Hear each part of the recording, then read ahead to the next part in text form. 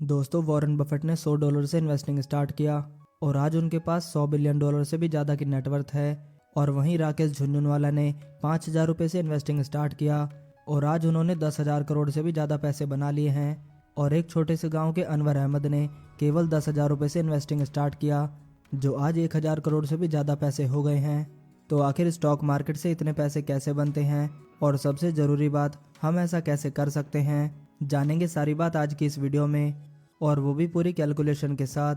तो वीडियो को एंड तक ज़रूर देखिएगा, क्योंकि अनवर अहमद की कंपाउंडिंग की स्टोरी आपको काफ़ी ज़्यादा हैरान कर देगी। नमस्कार दोस्तों, स्वागत है आपका हमारे चैनल निवेश एडवाइस में। तो आइए वीडियो को शुरू करते हैं।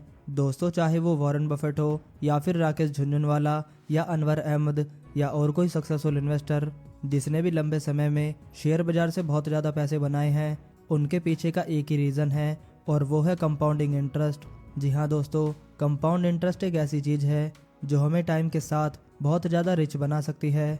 दुनिया के सबसे इंटेलिजेंट लोगों में से एक अल्बर्ट आइंस्टाइन ने तो यहाँ तक भी कहा है कि कंपाउंड इंटरेस्ट दुनिया का 8वां अजूबा है और जो इसे समझता है वो इससे रिच बनता है और जो इसे नहीं समझता है वो इससे पुअर बनता है। कंपाउंडिंग इंटरेस्ट शेयर मार्केट में हमें कैसे अमीर बनाता है, ये जानने से पहले आइए सबसे पहले हम ये जान लेते हैं कि आखिर कंपाउंडिंग इंटरेस्ट होता क्या है और ये कैसे काम करता है। दोस्तों, हमने स्कूल में 2 तरह के कंपाउंड इंटरेस्ट रेट्स के बारे में तो पढ़ा ही था। एक को सिंपल इंटरेस्ट कहा जाता है और दूसरे को कंपाउंड इंटरेस्ट। जब हम इंटरेस्ट की बात करते हैं तो हम आमतौर पर सिंपल इंटरेस्ट की ही बात करते हैं और ये हमें आसानी से समझ भी आ जाता है। जैसे कि अगर हमने किसी बिजनेस में 2 लाख रुपए 10% के इंटरेस्ट रेट पर 1 साल के लिए इन्वेस्ट किया है, तो हम ये तो समझते हैं कि हमें 1 साल के बाद टोटल 2,20,000 रुपये मिलेंगे, जिसमें से 2 लाख रुपए तो हमारा इन्वेस्टमेंट अमाउंट ही है जिसे कि हमने इन्वेस्ट किया था, और 20,000 रुपये हमारा इन्वेस्टमेंट के 2 लाख रुपए पर 10% इंटरेस्ट है और इसी को सिंपल इंटरेस्ट कहा जाता है। दोस्तों, सिंपल इंटरेस्ट में हमें अपने इन्वेस्टमेंट अमाउंट पर एक फिक्स्ड रेट से इंटरेस्ट मिलता रहता है।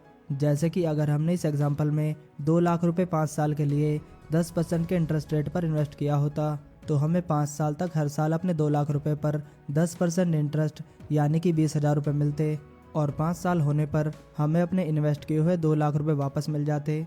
पर दोस्तों, कंपाउंड इंटरेस्ट को समझना थोड़ा सा मुश्किल होता है, क्योंकि इससे हमें अपने इन्वेस्ट किए हुए अमाउंट पर इंटरेस्ट तो मिलता ही है, पर साथ में जो इंटरेस्ट हमें मिलता है उस पर भी हमें इंटरेस्ट मिलता है, यानी कि इसमें हमारा इंटरेस्ट भी इंटरेस्ट बनाता है और फिर उसका इंटरेस्ट भी इंटरेस्ट बनाता है। आइए इसे एक एग्जांपल से आसानी से समझते हैं। मान लेते हैं कि हमने अपने किसी बिजनेस में 2 लाख रुपए 5 साल के लिए 10% के कंपाउंड इंटरेस्ट से इन्वेस्ट किए हैं, तो 1 साल के बाद हमें अपने इन्वेस्ट किए हुए 2 लाख रुपए पर 10% यानी 20,000 रुपये इंटरेस्ट मिलेंगे। पर जहाँ पर सिंपल इंटरेस्ट में ये 20,000 रुपये यूज़ करने के लिए हमें मिल जाते थे, कंपाउंड इंटरेस्ट में असल में ये 20,000 रुपये का इंटरेस्ट हमें मिलता नहीं है, बल्कि ये हमारे इन्वेस्ट किए हुए अमाउंट में ऐड हो जाता है, जिससे कि हमारा इन्वेस्टमेंट अमाउंट अगले साल के लिए बढ़ जाता है। यहाँ पर हमें 1 साल के बाद 20,000 रुपये इंटरेस्ट मिल रहा है, जो जाकर हमारे इन्वेस्ट किए हुए अमाउंट यानी कि 2 लाख रुपये में ऐड हो जाएगा, जिससे होगा ये कि दूसरे साल के शुरू में हमारा इन्वेस्टमेंट अमाउंट 2 लाख रुपये से बढ़कर 2,20,000 रुपये हो जाएगा और अब हमें दूसरे साल के एंड में इस नए अमाउंट पर भी 10% का इंटरेस्ट मिलेगा। दोस्तों, जहां पर दूसरे साल के एंड में हमें अपने इन्वेस्टमेंट अमाउंट 2,20,000 रुपये पर 10% यानी 22,000 रुपये मिलेगा और ये अमाउंट फिर से हमारे इन्वेस्ट किए हुए अमाउंट में ऐड हो जाएगा, जिससे हमारा इन्वेस्टमेंट अमाउंट अगले साल के लिए फिर से बढ़ जाएगा।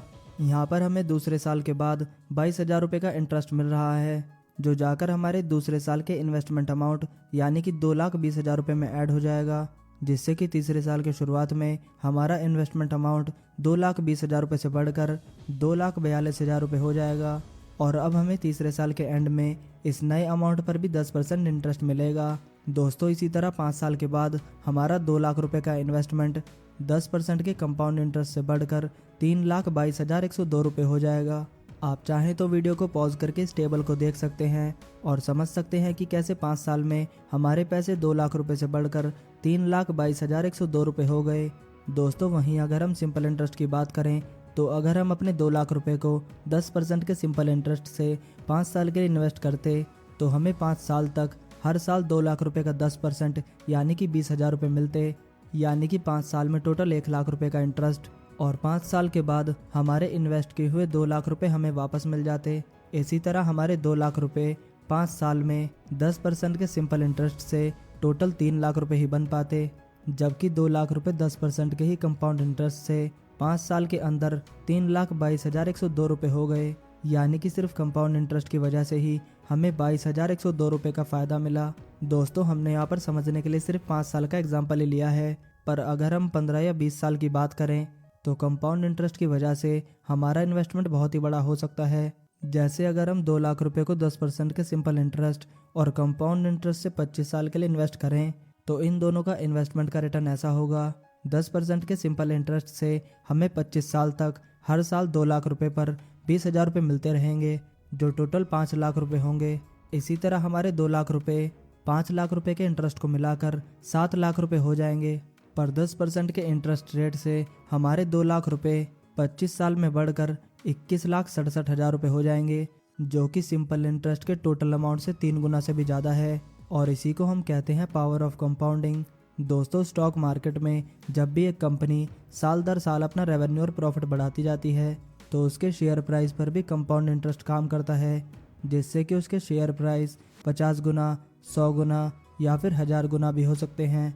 और ऐसी कंपनियों में अगर आप तब इन्वेस्ट करें जब वो बहुत ज़्यादा बड़ी ना हुई हो तो हम लंबे समय में बहुत ज़्यादा प्रॉफिट बना सकते हैं। अब सवाल ये है कि जब कंपाउंडिंग के पावर से बहुत बड़े रिटर्न बनाए जा सकते हैं तो फिर मुश्किल से ही कोई इसका यूज़ करके अच्छे रिटर्न्स बना पाता है। तो दोस्तों, इसका जवाब आपको सोचने पर मजबूर कर सकता है, पर सच्चाई ये है कि स्टॉक मार्केट में कई ऐसे लोग हैं जो कि नहीं चाहते कि आप कंपाउंडिंग से बड़े पैसे बनाएं, जिसमें सबसे पहला नाम आता है ब्रोकिंग फर्म्स का। जी हाँ दोस्तों, ब्रोकिंग फर्म ब्रोकरेज से ही पैसे बनाती है, और ब्रोकरेज तब लगता है जब हम शेयर्स की बाइंग या सेलिंग करते हैं। पर अगर हम कुछ अच्छी कंपनियों में इन्वेस्टमेंट करके सालों सालों तक उसे होल्ड करके रखेंगे तो ब्रोकिंग फर्म्स पैसे कैसे बनाएगी। इसी वजह से ब्रोकिंग फर्म्स तरह तरह के रिसर्च रिपोर्ट या स्टॉक एक्सपर्ट को लाती रहती है, जिससे कि लोग इन्फ्लुएंस होकर शेयर की बाइंग सेलिंग करते रहें और ब्रोकिंग फर्म्स इस पर अपना ब्रोकरेज लेकर प्रॉफिट बनाती रहे। दूसरी तरफ एडवाइजरी कंपनियां भी यही चाहती हैं कि आप उनके नए नए हॉट स्टॉक को बाय करते रहें, जिससे कि उनका बिजनेस चलता रहे। अगर हम इंडिया के सबसे सफल इन्वेस्टर की बात करें, जैसे कि विजय केडिया, रामदेव अग्रवाल, राकेश झुंझुनवाला, राजा कृष्ण दमानी, संजय भट्टाचार्य या फिर भरत शाह, सब ने लॉन्ग टर्म में ही पावर ऑफ कंपाउंडिंग की वजह से प्रॉफिट बनाए हैं, और ये लोग हमें भी ऐसा ही करने की एडवाइस देते हैं। पर हम लोग लालच में न्यूज़ चैनल देखकर या न्यूज़पेपर पढ़ के या किसी को सुनकर मान लेते हैं कि शॉर्ट टर्म में पैसा बनाया जा सकता है, और हम बिना सोचे समझे और रिसर्च किए किसी भी कंपनी में किसी भी प्राइस पर इन्वेस्ट कर देते हैं, जिससे फिर हमें लॉस होता है और फिर इसे हम अपनी बुरी किस्मत मान लेते हैं। दोस्तों, कंपाउंडिंग से पैसे ना बनने की एक और वजह है, जो है पावर ऑफ कंपाउंडिंग में गलत चीज़ पर फोकस करना। दोस्तों, कंपाउंडिंग 2 चीज़ों पर ही डिपेंड करती है। पहला है रेट ऑफ रिटर्न और दूसरा है टाइम, यानी कि हम कितने % से रिटर्न बना रहे हैं और हम कितने लंबे समय के लिए रिटर्न बना रहे हैं। दोस्तों, 90% से भी ज़्यादा लोग इस बात में ही उलझे रहते हैं कि वो कितने % से रिटर्न बना रहे हैं, और मुश्किल से ही कुछ लोग ये सोचते हैं कि हम कितने लंबे समय के लिए रिटर्न बना रहे हैं। जबकि देखा जाए तो सभी सक्सेसफुल इन्वेस्टर ये कहते हैं कि अगर हम एवरेज रिटर्न से भी लंबे समय तक रिटर्न बनाएं तो हम बहुत ही अच्छे प्रॉफिट बना सकते हैं। दोस्तों, वॉरेन बफेट की कंपनी बर्कशायर हाथवे का प्राइस 1965 में $20 के आसपास था, और आज ये $4,50,000 के आसपास है, और वो इसी से दुनिया के सबसे अमीर इन्वेस्टर बने हैं। पर क्या आप जानते हैं कि उन्होंने इस टाइम में कितने % के कंपाउंड इंटरेस्ट से रिटर्न बनाए हैं? 50%? जी नहीं दोस्तों। 40%? जी नहीं। 35% या 30%? बिल्कुल नहीं दोस्तों, क्योंकि इसका जवाब है लगभग 19%। जी हाँ दोस्तों, 19% के कंपाउंड इंटरेस्ट से उन्होंने 57 साल तक रिटर्न बनाया है, जिससे उनकी कंपनी की शेयर प्राइस 22,500 गुना हो गई है। और इसीलिए हमें रेट ऑफ रिटर्न से ज़्यादा ये ध्यान रखना चाहिए कि हम अच्छी कंपनी में बहुत लंबे समय तक इन्वेस्टमेंट करके रखें, जिससे कि पावर ऑफ कंपाउंडिंग को अपना मैजिक दिखाने का मौका मिले। आइए अब एक ऐसी स्टोरी जानते हैं जिसे इंडिया में पावर ऑफ कंपाउंडिंग की सबसे ज़बरदस्त स्टोरी मानी जाती है। दोस्तों, 1980 में जब महाराष्ट्र के अमलनेर के रहने वाले मोहम्मद अमलनेर अहमद के फादर की डेथ हो गई तो फैमिली को अपनी ज़मीन 80,000 रुपये में बेचनी पड़ी, जिसमें से चारों भाइयों को 20-20 हजार रुपये मिले। एक दिन जब ये अनवर अहमद जब टी स्टॉल पर बैठे थे, तभी मुंबई से आए एक ब्रोकर जिनका नाम सतीश साहा था, वो उनसे कुछ पूछने के लिए रुके। असल में सतीश साहा अपने किसी क्लाइंट के लिए अमलनेर में विप्रो लिमिटेड के शेयर्स खरीदने आए थे। उस समय पर शेयर्स पेपर की फॉर्म में होते थे, इसलिए शेयर्स को शेयर होल्डर्स के पास जाकर ही बाय करना पड़ता था। अनवर अहमद सतीश शाह से शेयर्स के बारे में पूछने लगे। इसका सतीश शाह ने अच्छे से जवाब दिया। सतीश शाह ने अनवर अहमद को समझाया कि इस तरह शेयर्स को खरीद कर कोई भी कंपनी के छोटे से हिस्से का मालिक बन जाता है। अनवर अहमद ने गांव में घूम घूम कर सतीश शाह को विप्रो के शेयर्स दिलाए और खुद अपने लिए भी 100 शेयर्स खरीद लिए, जो उन्होंने 100 रुपये के प्राइस पर 10,000 रुपये में बाय किए थे। दोस्तों, इसके बाद उन्होंने अपने डिसीजन पर कभी भी डाउट नहीं किया और अभी तक विप्रो कंपनी के शेयर्स उनके पास हैं और इन 42 सालों में उनके शेयर्स 100 से बढ़कर 2,56,00,000 हो गए हैं। ये कैसे हुआ, तो हम इस टेबल को देखकर समझ सकते हैं। दोस्तों, सबसे पहले अनवर अहमद ने 1980 में 10,000 रुपये इन्वेस्ट करके विप्रो लिमिटेड के 100 शेयर्स बाय किए। इसके बाद 1981 में कंपनी ने 1:1 का बोनस दिया, जिससे उनके पास हो गए 200 शेयर्स। 1985 में कंपनी ने 1:1 का बोनस फिर से दिया, जिससे कि उनके पास हो गए 400 शेयर्स। फिर 1986 में कंपनी ने शेयर्स को 10 रुपीज़ के फेस वैल्यू पर स्प्लिट कर दिया, जिससे कि उनके पास हो गए 4,000 शेयर्स। फिर इसी तरह करते हुए आज अनवर अहमद के पास विप्रो लिमिटेड के टोटल 2,56,00,000 शेयर्स हैं और आज एक शेयर की कीमत लगभग 390 रुपये के आसपास है। यानी कि अनवर अहमद के 2,56,00,000 शेयर्स की टोटल वैल्यू लगभग 1,000 करोड़ रुपए है।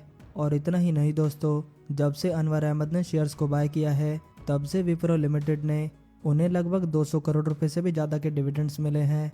यानी कि सिर्फ 10,000 रुपये के इन्वेस्टमेंट से अनवर अहमद अब तक लगभग 1,200 करोड़ रुपए कमा चुके हैं। और ये सब इसलिए पॉसिबल हुआ है क्योंकि अनवर अहमद ने अपने इन्वेस्टमेंट पर कंपाउंडिंग को काम करने का टाइम दिया।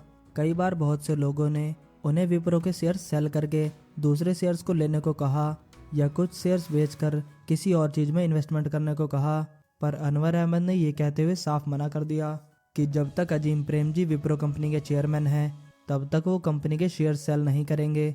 दोस्तों, हम बार बार ये कहते हैं और फिर से आपको यही कहेंगे कि स्टॉक मार्केट इंटेलिजेंस से ज़्यादा बिहेवियर का गेम है। और अगर हम अच्छी कंपनियों में इन्वेस्टमेंट करते हैं और अपने बिहेवियर को सही रखते हैं, तो लंबे समय में हम अच्छे पैसे बना सकते हैं। और अब हमें पूरा यकीन है कि आप भी पावर ऑफ कंपाउंडिंग को अच्छे से समझ गए हैं और आप इसे अपनी इन्वेस्टिंग की जर्नी में यूज़ ज़रूर करेंगे और लंबे समय में स्टॉक मार्केट से बहुत अच्छे पैसे बनाएंगे। वीडियो कैसी लगी हमें कमेंट करके ज़रूर बताइएगा। और दोस्तों, आज के इस वीडियो में इतना ही। उम्मीद है कि आपको ये वीडियो पसंद आया होगा। वीडियो पसंद आया हो तो वीडियो को लाइक करें, चैनल को सब्सक्राइब करना ना भूलें। आपका कीमती समय देने के लिए धन्यवाद।